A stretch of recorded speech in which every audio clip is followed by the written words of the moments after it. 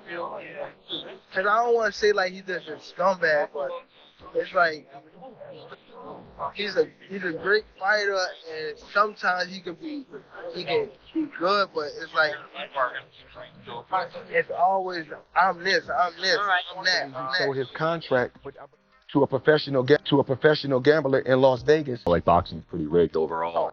It's rigged, dude. I mean, there's so many politics, even with MMA, man. There's so many politics. There's no more art anymore. It's just let's get an influence. Davis has responded to Floyd Mayweather's claims that he allegedly rigged fights. While he didn't directly insult Floyd, he made his feelings clear by saying, "I don't want to say he's a scumbag." Their relationship appears to be deteriorating, and the tension between them continues to grow. It don't make no sense. You don't never want to see nobody be better than him. I'm telling you. You don't never. Is there like The last question you guys is there like a love-hate world? Like, yeah, I love the fighter. Like, I ain't gonna lie, if he was like chill, like he'll be the smoothest, but he's not. You know what I mean? He's a great fighter. And my bad. And he, cause I don't want to say like he's just a scumbag, but it's like he's a great fighter, and sometimes he can be good, but it's like it's always I'm Many this. boxing professionals believe the sport is heavily rigged today, with politics influencing decisions more than skill. Fighters and fans have raised concerns about unfair judging, biased promotions, and predetermined outcomes. The integrity of boxing is being questioned more than ever, making it increasingly difficult for true talent to shine. Rigged overall. It's rigged, dude. I mean, there's so many politics, even with MMA, man. There's so many politics. There's no more art anymore. It's just let's get an influencer in there. I get it. It's like generating money because our attention span is so short. You look at clips now, it's like 7 seconds. You know, I saw a dude slamming a lady the other day, and they were like, "Oh my God, that dude is." I'm like, well. I'm just gonna pick somebody and slam them. You know, where's the whole video? And our attention span is just so small. So money talks, of course. Yeah, let's get an influencer in there who has no style, but it draws attention. Tank Davis has recently opened up about his past experiences with former mentor Floyd Mayweather, shedding light on the complexities of their relationship. According to Davis, Mayweather used specific strategies when managing fighters, often orchestrating situations to his advantage. Davis remarked, "He did what he did. I'm just focused. He's always been like that, and I'm going to do what I'm going to do." Floyd outdoing him. He always been like that. You know what I mean? So I gotta focus on what I'm focused on. He already did what he had to do, bro. I ain't gonna lie. Me, if I did what I like what he did in the sport, I ain't gonna lie, I'd be the same way. Yeah. You know what I mean? So I don't fall for like stand to himself and things like that. But it's also a part of me type thing, like come back and help too. You know what I mean? So it's much love to the whole Mayweather promotion. Ain't no bad blood type of shit. And a lot of people think like when I be tweeting on Instagram, I be mad. In the world of boxing, the term prize fighter refers to athletes who prioritize monetary rewards over legacy or the quality of their fight records. GervontaDavis has been perceived by some as embodying this mentality, focusing on lucrative paydays rather than building a strong resume through challenging opponents. Critics argue that this approach leads to cherry-picking fights to secure victories and substantial earnings, potentially compromising the sport's competitive integrity. Gervonta Tank Davis isn't a prize fighter.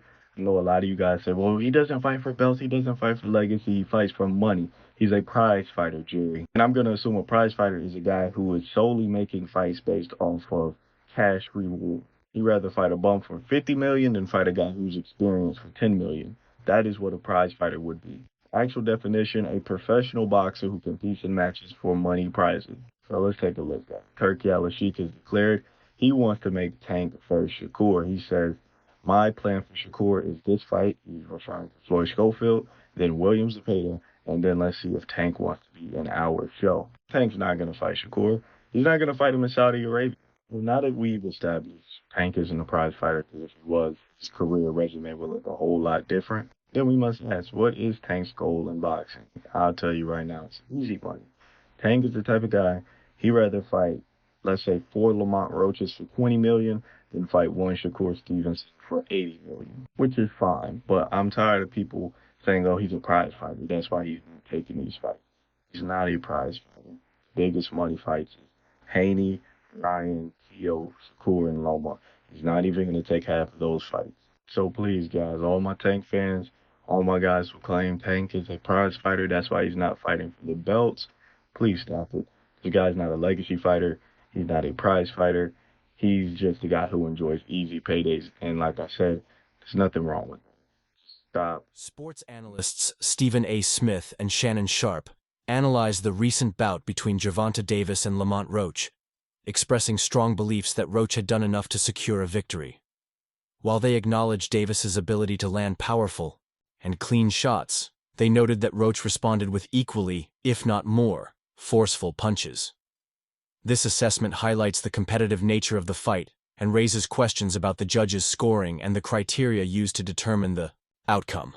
The analysts' perspectives contribute to the ongoing debate regarding the fairness and transparency of boxing decisions. I think he's surprised. I think he's surprising. I think he's surprising with the punch and hit him in the wrong spot, the wrong place, and they caught him by surprise, caused him to go down. Regardless, when you take a knee, if you go back and look at when Floyd Mayweather fought Cruz, I think what was it, 2001, and he hit him on the button and hurt his hand and he took a knee and they started a 10 count.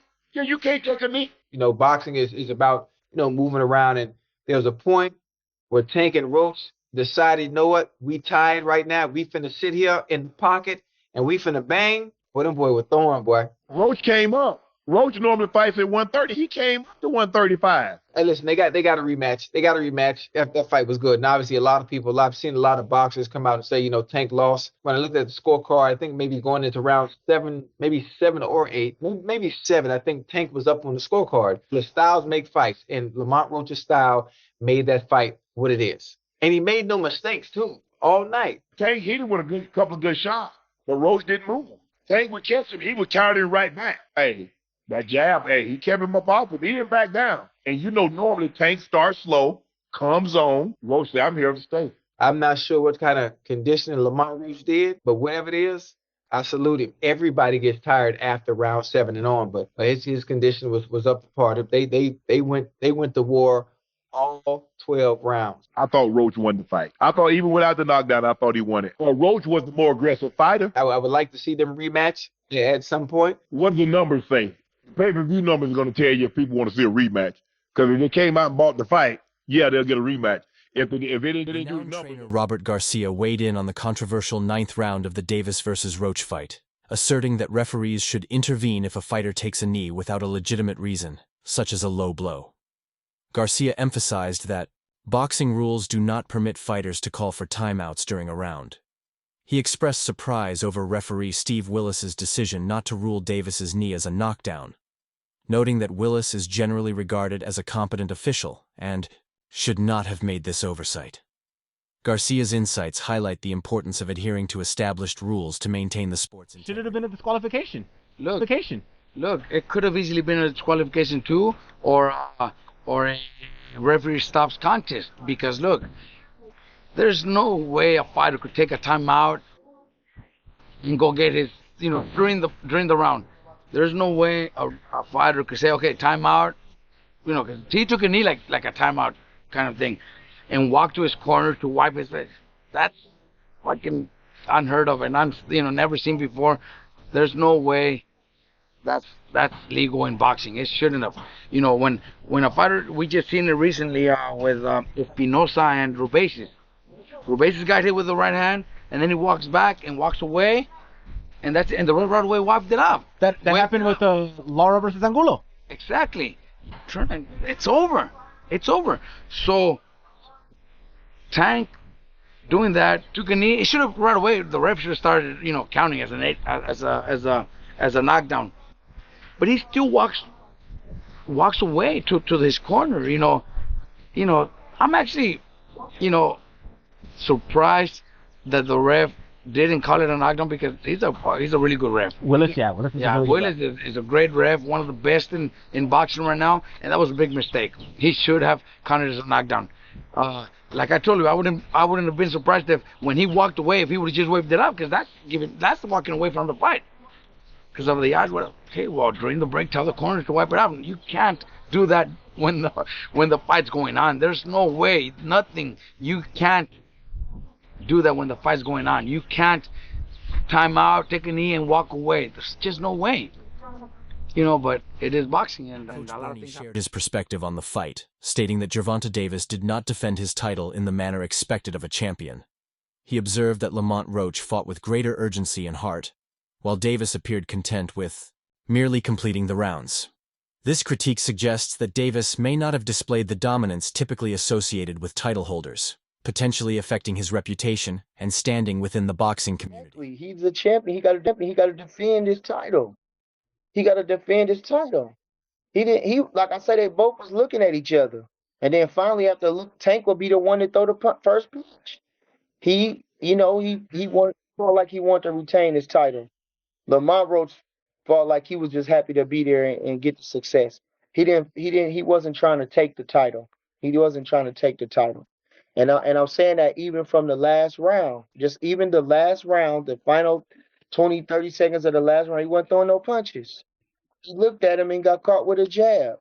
You can't close the show with a guy like that, with a guy like Tank Davis like that. Now, if he'd have had a knockdown or something, like a real knockdown or something, maybe he feeling, but you can't stop until the bell ends. You can't, even if you're being active and slipping and sliding and something, he just standing there looking at him.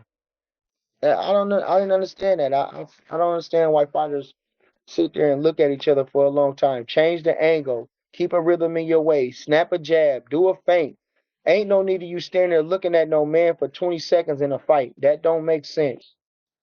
But so I think, like I say, Lamont Roach, he will be kicking himself in the ass that he didn't do more, but grateful that he did enough.